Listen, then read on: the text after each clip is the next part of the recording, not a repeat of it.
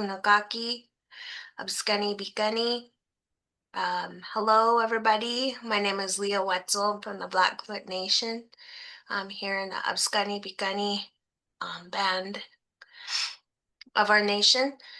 I'm here with my wonderful friend, Duana Johnson, who I swear we were twins in another life. You'll hear when you start hearing our voices.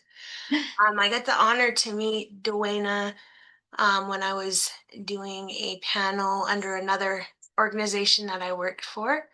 And we met on that panel, and this woman is just so powerful. You'll hear as she speaks, as she shares her perspective, her knowledge. And so I just ask that you, in watching this, to just um, give folks grace in that space, um, to really here to educate us in a good way. And so, Duana, would you um, please introduce yourself to us? Ryan Hasselhout. I am Duana Johnson. I'm a Colville Lakes tribal member. I'm a proud U.S. Navy veteran. I'm a single mama of 4 children and proudly now a grandmother of one beautiful granddaughter. Um, I am a domestic violence and sexual assault and trafficking survivor. I'm a twin that grew up here in Washington State in foster care. I aged out at 18. Oh, yeah. And as a result of my trafficking and DV, it caused a lot of moves and homelessness. Um, so it's been my passion to speak about um, my experience as a trafficking survivor. Um, a lot of it brings a lot of healing to myself to know that as I stand strong in my path to move from victim to survivor, my story will help others do the same. And I speak a lot to the housing disparities that victimization has caused. And I'm proud to say that I'm not just doing it at a state level here in Washington State, but I'm doing it at a national level. Um, I just got onboarded with the National Association of Housing and Redevelopment Organization on their DEI, Diversity, Equity, and Inclusion team to do more work surrounding helping our MMIWP victims get safely housed. Again, it's just this work has been incredibly healing. So thank you, Leah. Thank you. Thank you, my friend. And sometimes people cross our paths. Definitely when I met you, I definitely felt like we crossed each other's paths for a bigger purpose and a bigger meaning. And thank you for all of your work. I seen your posts about when you were down in DC. I think we were messaging back and forth, and yeah, it's powerful work that you're doing, and I really, we all appreciate the work that you're doing. Mhm. Um, Thank you. yeah, yeah, for sure. And so you kind of already answered this in a way, but what I guess I'll ask that second question a little differently. So what really brought you to be so passionate about missing murder indigenous relatives and anti-trafficking efforts to the level that you are? Like, what really kicked off some of that movement that you're a part of? And do you have any advice for any of our viewers that want to get involved in some of that? Well, I know what really um what really got me started on this was knowing that I carried a lot of shame by what happened to me, and it's shame that should I shouldn't have that burden. No trafficking survivor should have that burden of shame to carry because it's something that happened to us. Um, and it doesn't define us. And it took me a minute to get to that point, that it doesn't define who I am as a person. And I know that my voice is going to help others. Um, and to me, it's important that I help bridge that gap from victim to survivor. Um, and I'm going to keep doing that. It's like the more survivors that speak up about what's happening, the less stigma there's going to be around it. And, and those that would seek to do us harm um, will ultimately fail. We're a power to be reckoned with. So there's power in those stories. And, I'm willing to stand for that beside those that need someone to stand, not in front of them. That's their own path. I can't lead their way. I'm not going to stand behind them and push them forward. That's not my job. My job is to stand to the right of them and let them know that I'm here holding their hand, and I will continue to be that person. So, with every one of the survivors that I meet, along with that too is like also speaking with the families Mm. of trafficked people, because the families may not understand. Well, they don't. They How could they? Because it's a personal thing that happens. But to be able to take that shame away from that, so that family ties can be reunified and healed. Yes, That's it. That's an important part because such a disconnect get from the shame wedge. I call it, it's a wedge. Shame is a yeah, wedge, and it separates us from our people. And and it with that, it's like it can take you down darker paths. I know. I've been in recovery now for 4 years. Um, Still sober, but these are things that I am super passionate about because you know it, I want to be able to be that hope for others. So, definitely. Thank you for that. And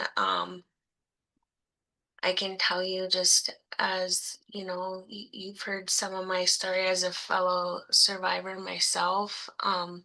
Just to know that there's community out there is huge. right? And I was just talking with somebody the other day about um, you know, how powerful it is to get educated on some of this, because we know that we've gone through traumatic experiences when we're in recovery. Like, we know that we've gone through those things, or maybe even before recovery. Right? But because it's so prominent in that drug world, in that chaotic world, sometimes we don't even make the connection of, like, that's what happened to me. I was trafficked. Yep. So just Truth. hearing a strong voice like yourself, it's super positively impactful. Um, okay, and My next question, so after living through what you have and now being someone in recovery, um, what is something you would like to share with other survivors of human trafficking, and or domestic violence, and even family members of missing or Indigenous relatives? What is one one key thing that you would really want to share with them? Oh, wow. Just to make places more equitable and safer for victims to be able to tell their story, to be able to come forward, and leave that shame behind. We've got to be able to connect, you know, reconnect those pieces. Um, and that's something that I am doing here in my community. Um, I'm a member of 5 local boards and BIPOC leadership and advocacy groups. And I do tell my story there. Um, and it's important that we take that stigma away. Um, and just trying to build a stronger community so that we can catch those ones that need help. You know, and again, the best way we can do that is to provide safe spaces. And I know that from experience myself, having talked with Deborah, I miss her so much. But you know, talking with other survivors, that really helps too. And I'm committed to being that ear in that safe space. I know I when I hear you talk, some of the first things that come to mind is just, we're kind of people that have gone through this, that is not something that's unique, right? Like going Right. through this is not unique, but being on a journey of recovery afterwards, we're kind of unicorns in a way, and Yep. we want we want more to come forward and to see more empowered. um Sometimes I feel tokenized as like that Indigenous survivor. Right. For sure. Yeah. You know, and that's, you know, I am very vocal about telling my story and my lived experience and what it means to me and why I do it. Yeah. Um, so that doesn't become me. Mm. I hope that makes sense. Yeah, it you does. know, because we're not Disney princesses. Right. No. Right. And No, we're not. Pocahontas's true Exactly. story was Right. she was trafficked. She was trafficked and she was pregnant and gave birth at age 12. Wow. Well, no, that's Sacagawea.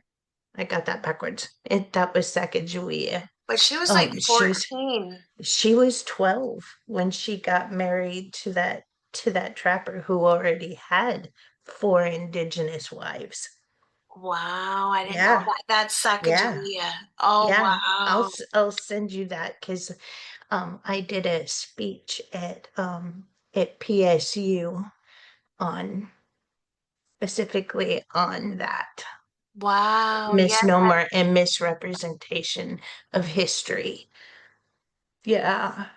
So it's like since important. 1492, Mm. our women have been victimized and put aside. And it's going to take a lot of us to come together to. Oh, one of the things that I have on my wall that keeps me going is a nation is not conquered until the hearts of its women are on the ground. When Mm, it's finished, no matter how brave its warriors or how strong their weapons. And that's a Cheyenne proverb. I've heard that Um, before. so, I've got a heart for victims. I want it to stop. The it's genocide is what It it is. is. Um, and it's something that touches not just myself, but if I go back, it happened to my mother, it happened to my grandmother, her her mother, her grandmother. So Right, this intergenerational trauma, you know, we're here. right, And right. we're doing this work to They to didn't take stop it. it. No, no more, Yeah. and even to speak that into fruition is so powerful because I know that I stopped that with my Hmm. children. You know, was it easy? No, but I didn't let it continue with me. Put I put my daughter and my granddaughter in such a way that that won't happen. And if it does, they can come talk to me about it. Right. Right? Because, yeah, Well, thank you so much, Duana, for all your work. And I know that we had talked about, uh, you know, making sure that we're doing our due diligence to really empower spaces, empower other advocates, that, break down the barriers, the hierarchies, um, those gatekeepers that stand in the right? way. Like there's enough hurt for all of us to stand together. Right? There's too much Exactly. lateral violence. Way too much lateral violence going on. And, um, you know, to try to break it down, you know, um, it's, it, it's not okay. Right, Especially like when blood quantums get put into the mix. It's like being a victim. Blood quantum didn't care about that. right. Right. And that should not play a part in helping one of our own go from victim to survivor. For sure. Like that whole perspective is westernized Oh, thought definitely. process, trying to divide us, divide Oh, and yeah. conquer. Well, it's like, um, yeah, I've got that. That's a whole nother issue there.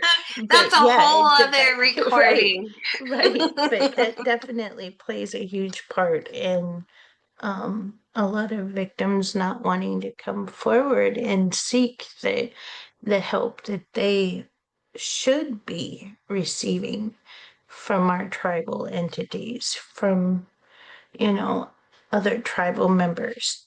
It's yeah, Yep, we run into it a lot down here. When I first met you and I was under that nonprofit, um, the other nonprofit. No, I'm just kidding. Um, yeah.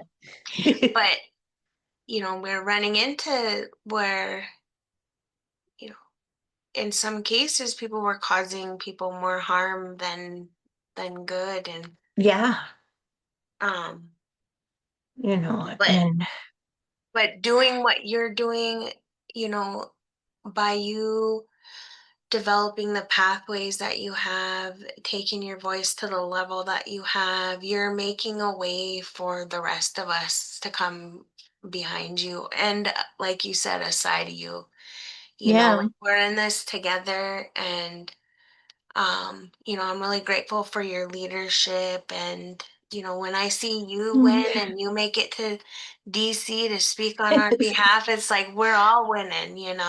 And so I just really appreciate you taking the time out of your day, and Oh, um always good about staying in contact with me and sending me yes. like super supportive things right when I need it. I'm like, Oh, she I must love be it. reading my mind. But thank you so much for all that you do and for the work, and um, just sharing space with me today. I really appreciate it. Oh, it was good to see you, even if it's See you. just virtually. I can't Yeah, wait till I can give you a big sister hug. I know that it's gonna happen soon. Yes. So, well, thank you for joining us today, All and right. there'll be more interviews to come. I I'm looking forward to it. All right. Have a good rest of your day. You too. Thank you.